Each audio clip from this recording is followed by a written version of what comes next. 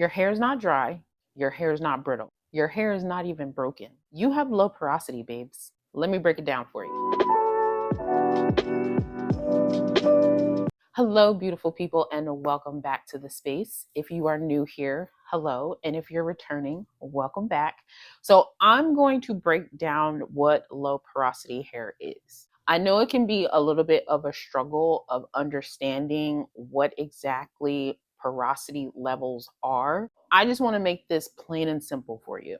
Porosity is just basically how your hair takes moisture. Before we get into what porosity is, we have to understand what the three layers are of our hair. So we have the cuticle, the cortex, and the medulla. Starting from the bottom up, it's the medulla, which is the most inner part of your hair, the cortex, which wraps around the medulla, and the cuticle, that is the layer that sits on top of the cortex. So think of your hair strand like this. You see those blinds that are behind me? If they're closed, what can't get through? Sunlight. Here's another example. Your car window. If we don't bring our car windows down, we can't get air in, right? Your front door. No one can get in or get out, right? Because the door is locked. That is your cuticle. In order to get moisture in, we have to open that cuticle up. And the best way to open our cuticle is moisture. Now, I'm going to say that word a lot because that is the main point of getting the nutrients that our hair needs. So moisture is water in any water-based product that we have. So how to tell if you have low porosity hair? Well, you can do it a couple of ways.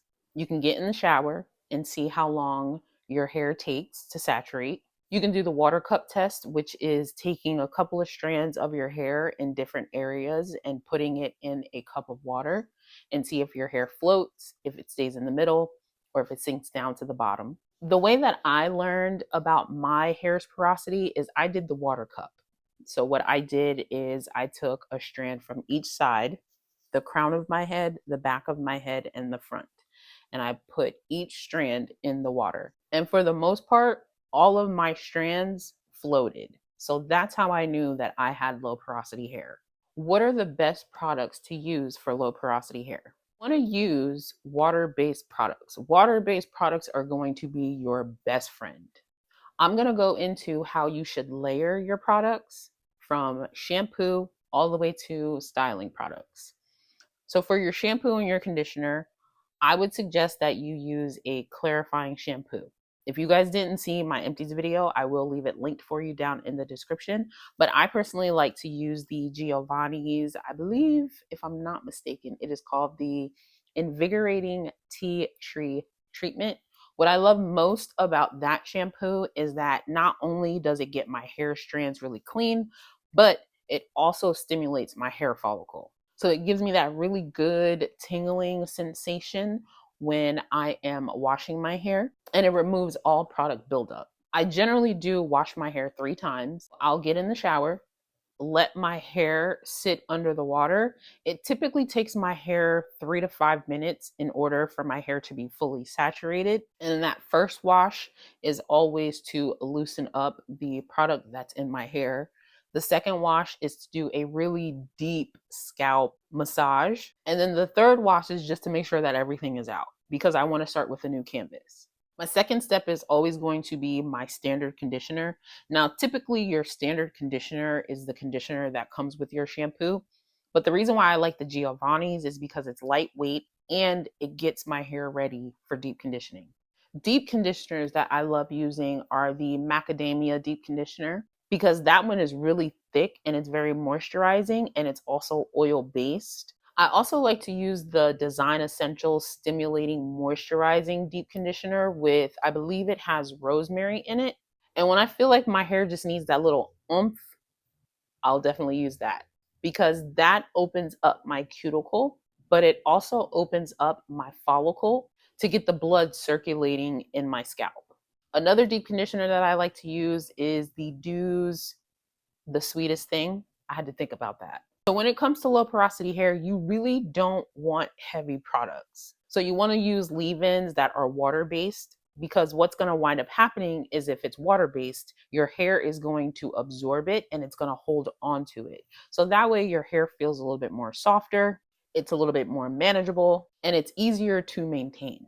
And that, for a low porosity girl, is what we want.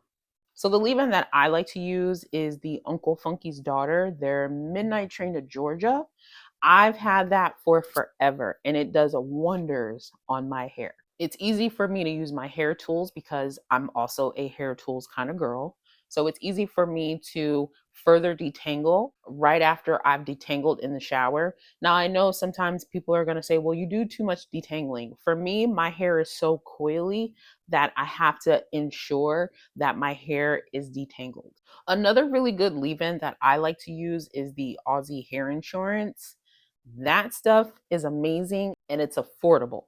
And what makes that leave-in so easy for me is how soft my hair comes out when I use it. Creams that I typically like to use are the Dew. I love their Afro Bonita Balm. I also like to use the Dew CREAM cream. And the last cream that I also like to use is the Shea Moisture's Curl Enhancing Smoothie. Those give me such great moisture in my hair, and they all are water-based products. But what I love most about it is that my hair is easy to manage. It comes out very soft, and I get the exact moisture that I need. Some mousses that I like to mention are also the Dew's Most Def, and I also like to use the Bronner Brothers wrapping mousse.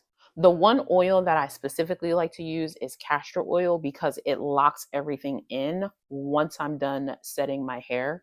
And I specifically use the Jamaican mango and lime black castor oil. And sometimes I do switch in between. I'll use an amla mix, I'll use a peppermint mix, just depending on what my hair needs and what my scalp needs. As far as protein treatments go, I necessarily don't use protein treatments on my hair very often because my hair is, or should I say low porosity hair, is the most sought after because it's very hard to break, at least from what I've learned. But I will use a protein treatment every 2 months. So I'll do it once every 2 months. And as far as doing my deep conditions, I do use my handheld blow dryer with my bonnet attachment. So before I end this video, I just want to let you guys know, don't follow everything that everybody tells you, okay?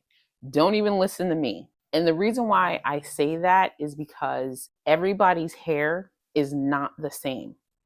The only thing that I would like for you guys to know is that low porosity is not hard to manage. You just have to understand it. Having naturally curly, coily, kinky hair, there is a lot of trial and error.